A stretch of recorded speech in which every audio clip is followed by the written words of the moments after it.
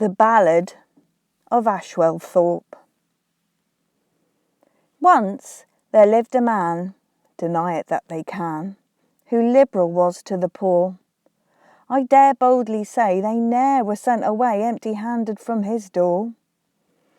When misers in holes crept, then open house he kept, where many then did resort, some for love of good beer, and others for good cheer, and others for to make sport. There was a gentleman from London city came, the country for to see, and all in the prime of jovial Christmas time, there merry for to be. This Londoner did say, if the gentry would give way, a trick to them he would show, that an acorn he would set, if they would please to have it, which to a great tree should grow.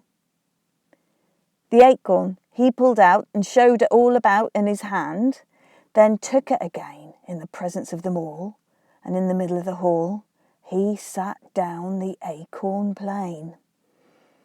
While one could drink a cup, there did an oak spring up, which was so huge and tall, with arms it so put out, and branches all about, that it almost filled the hall.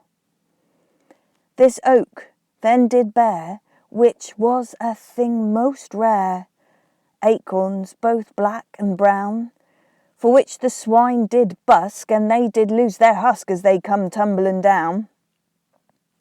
This great oak there did stand to the view of every man who saw it, it was so plain. But room then to afford to bring supper unto board, they wished it gone again. Then loudly he did call, and two come into the hall, who were both stout and strong, and with the tools they had to work, they went at like mad, and laid this oak along. I'll tell you here no lie, the chips there then did fly, buzzing about like flies, that men were forced to ward their faces well to guard, for fear they should lose their eyes.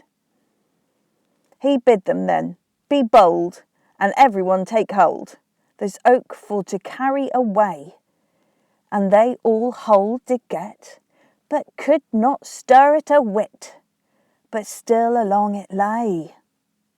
He said they got no strength, which he would prove at length, for it should not lie long on the floor. Two goslings, young and green, they then come hooting in, and carried it out the door.